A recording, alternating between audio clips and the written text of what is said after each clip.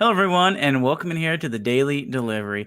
I'm Cole Carmody in for Fitz today. And before we get going with this video, make sure you go ahead, leave a comment, hit the like button, subscribe to our YouTube channel.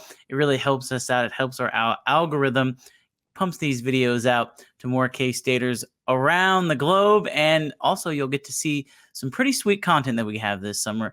Fitz's Life of Fitz will be coming out soon. And as will Fighting Never Fighting, a very special guest that comes out on Friday. So you don't want to miss that. Okay. On with the Daily Delivery.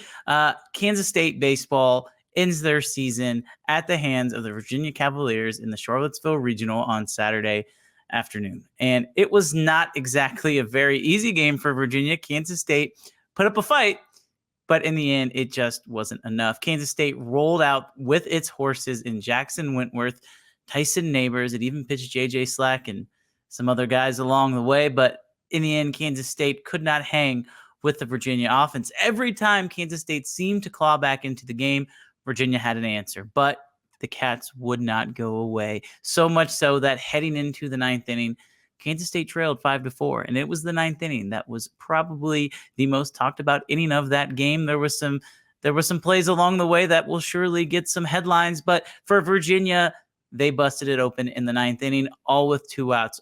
Every single run Virginia scored on Saturday came with 2 outs. Kansas State could not put the Cavaliers away. 2-out hitting is how you win baseball games. That's what Virginia did. Kansas State was about 5 inches short of heading to the ninth inning, down by 1. Brendan Jones unable to make a catch that cleared the bases with a triple for the Cavaliers. A walk followed by another double would then open the game up, and Virginia would pull away, ultimately winning by more than the 1 run. They would score 5 runs in the ninth inning, putting the game out of reach 10-4. Kansas State's season is over. They are not going to be making a College World Series, the first College World Series appearance in school history. That'll have to wait. But I don't want to talk about the game with this Daily Delivery. Kansas State's season was remarkable. They came into the season with its highest expectations that the program has probably ever had. Headlined by Kalen Culpepper, many people projected Kalen to be a first or second round draft pick. He surpassed those expectations this season. After a somewhat slow start, KC picked it up and at the end of the season was playing his best baseball. It wouldn't surprise me to see KC jump into the top 10. This is a guy who has all the tools. He has the arm strength. He has the defensive ability, the glove work. He has the speed. He has the power. He has the contact. He is a 5-tool player. Headlined by KC, this team was picked to finish at the top of the Big 12.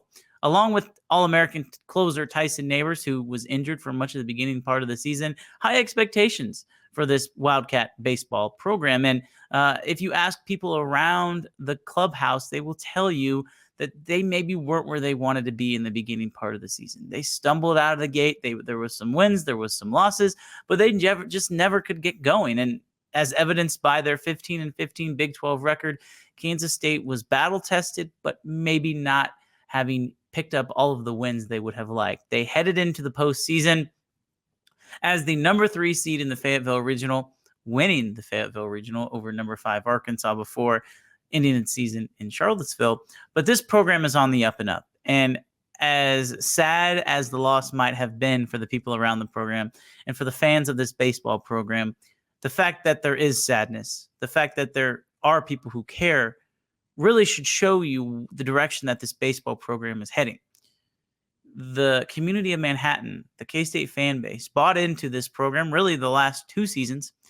And those guys of Kalen Culpepper and Tyson Neighbors and Brady Day and Owen Borma, these guys are going to be remembered amongst Kansas State fans for quite a long time. If Kansas State can get this thing rolling like they had it under Brad Hill from 2010 to 2014, there's going to be a lot of exciting baseball in the Manhattan area, but it won't be easy. And there's a lot of people who have criticized the head coach, Pete Hughes, but I think Pete Hughes is the man for the job. He's recruited the top-end talent, something that K-State hasn't had in a long time. And even when Kansas State was really good, they didn't have the top-end talent. They didn't have first-round draft picks. Not only has Pete Hughes developed Kalen Culpepper into a first-round draft pick, this will be his second first-round draft pick, the second first-round draft pick in the history of the school. Jordan Wicks was the other one who played for Coach Hughes. I think this baseball program is in a good shape, and And I understand that there are people who maybe disagree with some in-game changes, some in-game pitching changes, in-game strategies that the staff might put on to its players, but that doesn't necessarily mean that this staff is not right for the job. They recruit the guys at the very highest of levels. Just go look at Kansas State's recruiting class.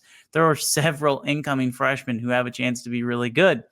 Along with that, Kansas State baseball and its NIL program is in a really good spot. You don't keep Kalen Culpepper. You don't keep Tyson Neighbors. You don't add Chuck Ingram without having a strong NIL agreement with, obviously, Wildcat NIL. I don't think that this program is a pay-for-play program, so to speak. They want to get the right guys in their system. But first and foremost, it's going to be about keeping its players. Guys like Brendan Jones, David Bishop, who had a great second half of the season, Rafael Pelletier. If these guys do not get drafted and opt to return to school, Kansas State will surely welcome them back with open arms. But a lot of that is going to be because of its competitive NIL. Using that competitive NIL money on the recruiting trail and also in the transfer portal is going to be key for this Kansas State baseball team this offseason. Are they going to be able to repeat the success they had? Will they be a player at the top of the new Big 12? Texas and Oklahoma, two regional teams are gone. Oklahoma State, West Virginia remain probably the two top programs. But can Kansas State jump into that conversation? I don't see why they can't. This year was extremely successful, and while the ending might be bittersweet, you know what they say, banners, those fly forever.